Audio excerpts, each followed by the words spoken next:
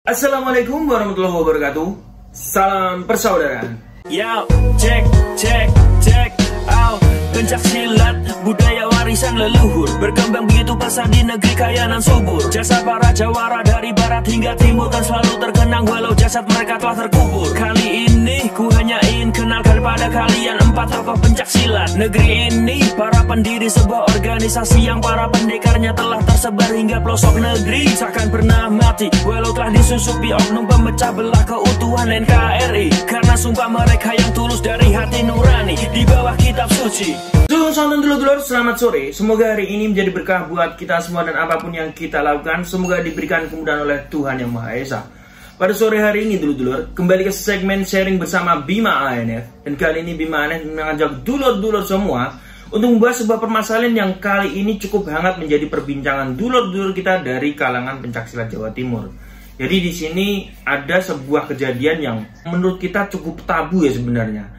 Karena dimana permasalahan ini disebabkan oleh seorang Sri Kandi yang membuat sebuah kronologi kejadian, dan di sini dia tidak tanggung-tanggung untuk melaporkan permasalahan yang dia buat atau dia karang ini ke pihak kepolisian. Yang dimana seorang Sri Kandi ini pasti memiliki saudara-saudara seorganisasi yang mereka semua pasti tidak terima apabila ada suatu hal yang terjadi menimpa saudaranya ini. Jadi mungkin informasi ini sudah tersebar luas di kalangan dulur-dulur semua ya. Sri Kandi ini berasal dari organisasi PSHWTM. Yang notabene PSHWTM ini sangat patuh dengan peraturan pusat, sangat patuh dengan bapak asuh mereka. Bahkan di kala pandemi, PSHWTM ini mendapatkan penghargaan dari pihak kepolisian dikarenakan kepatuhannya terhadap peraturan dari pusat yang melarang mereka untuk menimbulkan sebuah kerumunan dan mensupport pemerintah dan pihak keamanan dalam menyelesaikan permasalahan COVID-19 ini. Namun sekalinya timbul permasalahan disebabkan oleh oknum yang masih sangat-sangat muda ya dulu Sri Kandi ini. Kelahiran tahun 2006. Namun di balik usianya yang sangat muda, dia mampu men-setting sebuah kronologi kejadian dan sangat-sangat rapi sekali, sehingga mampu mengelabui dulur-dulurnya dari PSHWTM serta meyakinkan pihak kepolisian bahwa memang terjadi sebuah kekerasan atau tindak anarkis yang menimpa dirinya. Sebelum pembahasan kita lebih jauh dulur-dulur, kita mungkin bisa ceritakan sedikit kronologi kejadiannya. Jadi Sri Kandi dari PSHWTM ini dulur-dulur mengaku telah dianiaya oleh 2 oknum dari salah satu perguruan. Dalam kronologi yang dia ceritakan, dia mengaku dipukul dengan helm dan dirampas barang-barang berharganya, dan dia menunjukkan bahwa bukti-bukti kekerasan tersebut terjadi secara nyata dengan kerusakan-kerusakan yang padahal dia sendiri yang membuatnya. Kemudian setelah 2 hari kejadian tersebut, pada tanggal 12 Januari 2022, Sri Kandi ini melaporkan kejadian tersebut ke pihak kepolisian dulur-dulur. Didampingi dengan saudara-saudaranya seasuhan dari PSHWTM, dengan penuh keyakinan dan semua saudara-saudaranya ini percaya dengan video yang dia unggah di sosial media. Yang dalam video tersebut menceritakan bahwa Sri Kandi ini telah mengalami sebuah kekerasan dari oknum perguruan sebelah yang mengakibatkan saudara-saudaranya tidak terima dulur-dulur. Namun dengan banyaknya kasus yang telah diselesaikan oleh pihak kepolisian menaruh kecurigaan tentang kejanggalan-kejanggalan yang terjadi pada kronologi yang dia ceritakan. Alhasil setelah dianalisa dan diselidiki, ternyata cerita atau kronologi yang disampaikan oleh Sri Kandi ini merupakan sebuah settingan atau cerita yang dia karang sendiri. Oleh sebab itu, terkait dengan semua kebohongan-kebohongan yang dia buat ini, dia pun dimintai klarifikasi dan permintaan maaf kepada saudara-saudaranya dan terutama kepada pihak kepolisian. Usia alamat Desa Kasiman RT 3 RW 4 menyatakan bahwa kronologi yang pengeroyokan dan perampasan handphone sama uang itu adalah hoax. Dan yang untuk banner tepos kaki yang dirobek itu juga hoax.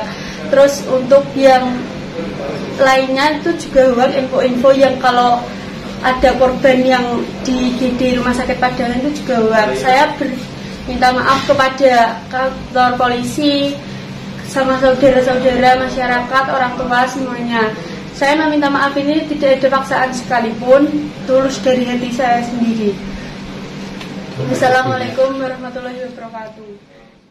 Dan di akhir permasalahan ini, Sri Kandi ini menyampaikan bahwa motif dia membuat semua ini atau karangan cerita ini adalah karena dia memiliki dendam kepada seseorang yang tergabung dalam organisasi Pagar Nusa, namun dia sendiri bingung untuk membalaskan dendamnya tersebut. Akhirnya dia di sini melibatkan saudara-saudaranya agar terjadi sebuah peperangan besar. Dengan harapan dendamnya pun tersampaikan dan dia pun puas dengan apa yang sudah terjadi saat ini. Oke dulur-dulur, itu tadi adalah kronologi singkatnya yang mampu kita ceritakan dan kita dapatkan informasi A1 dari lokasi kejadian. Jadi intinya dari permasalahan ini dulur-dulur, siapa yang mengawali dan siapa yang benar dan salah sebenarnya bukanlah urusan kita. Yang di sini menjadi poin kita adalah apabila kita mendapatkan informasi dari saudara kita, entah itu melalui grup WA atau melalui sosial media, alangkah baiknya kita cerna terlebih dahulu ya kan, kita analisa terlebih dahulu. Jangan sampai kita mudah termakan provokasi walaupun itu dari saudara kita sendiri. Karena kita tahu sangat mudah sekali di Indonesia ini untuk memprovokasi orang-orang apalagi yang berkaitan dengan agama, ras, suku maupun organisasi. Karena apabila kita ambil kesimpulan dari garis besarnya, apa untungnya jika kita harus bertaruh nyawa dan bertempur melawan sebangsa sendiri. Semoga dari permasalahan ini menjadi pembelajaran kita semua. Dan semoga informasi yang Bima ANF sampaikan ini menjadi edukasi kita semua dan menjadi alasan kita untuk semakin merekatkan tali persaudaraan. Oke dulur-dulurku, terima kasih sudah menonton video terbaru dari Bima ANF. Dan sampai jumpa di video Bima ANF yang selanjutnya.